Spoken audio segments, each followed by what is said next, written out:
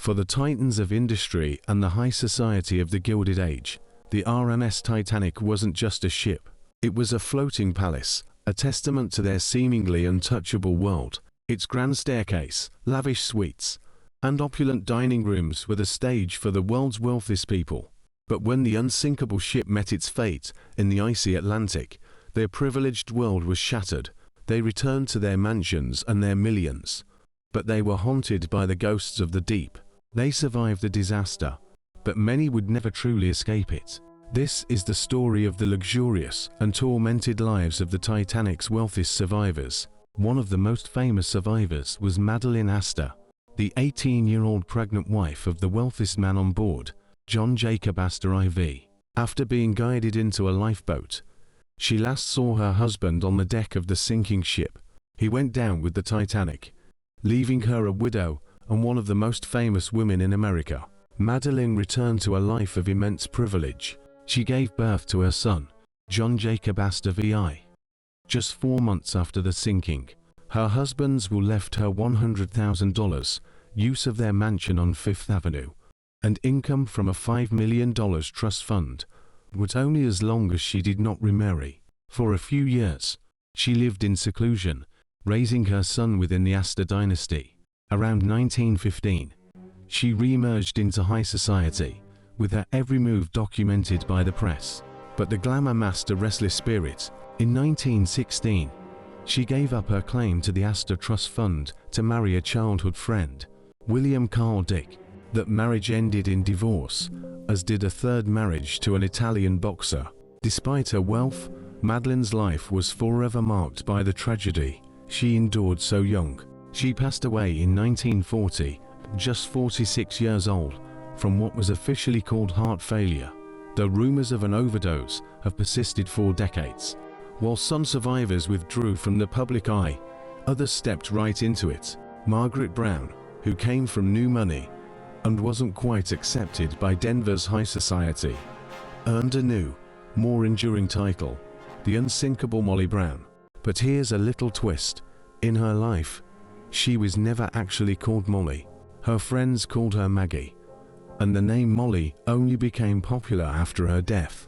Aboard the infamous lifeboat No. 6, she famously argued with the crew, urging them to go back and search for more survivors in the debris field. After the disaster, Margaret used her newfound fame for public service, not personal gain. She helped create the Titanic Survivors Committee to help second and third-class passengers who had lost everything. And her activism didn't stop there. She became a powerful voice for women's suffrage, minors' rights, and education for the poor. During World War I, she worked with the American Committee for devastated France and earned the French Legion of Honor for her humanitarian work. Margaret Brown truly leveraged her survival story, turning a personal tragedy into a platform for lifelong advocacy, proving her spirit was, indeed, unsinkable. Not every male survivor was seen as a hero. J. Bruce Ismay, the chairman of the White Star Line, stepped into one of the last lifeboats and survived. That one decision would ruin his reputation forever.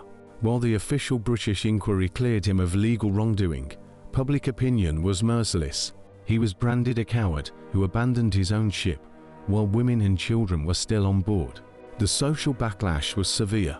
He was savaged in the press, with some papers calling him J. Bruce Ismay, and his social standing crumbled. Ismay became increasingly withdrawn, living the rest of his life in the shadow of the Titanic. Eventually settling in a remote part of Ireland, he donated significant sums to maritime charities, including a fund for the widows of lost seamen, but he could never escape the public's judgment. His story is a stark reminder that surviving the sinking was, for some, just the start of a whole different ordeal. Wealth and power couldn't shield him from a lifetime of public shame. The stories of the Titanic survivors are as complex as they are tragic. Each one reveals something different about how people act in the face of disaster. If you find these hidden histories as fascinating as we do, make sure to subscribe and hit the notification bell for more stories that time forgot. The wealthy survivors of the Titanic returned to a world of luxury, but their money was a thin shield against the psychological trauma and survivor's guilt that followed them. For every Margaret Brown who turned her fame into a force for good, there was A.J. Bruce Ismay, who lived with public shame, and a Madeline Astor, who navigated a life forever defined by loss. They heard the sounds of more than 1,500 people perishing in the freezing water, a sound that haunted many for the rest of their days. In an era with little understanding of PTSD, many suffered in silence, their inner turmoil hidden behind mansion walls. The disaster marked the end of an era of unchecked optimism, proving that no amount of wealth could ever make a person truly unsinkable. Whose story do you find the most compelling?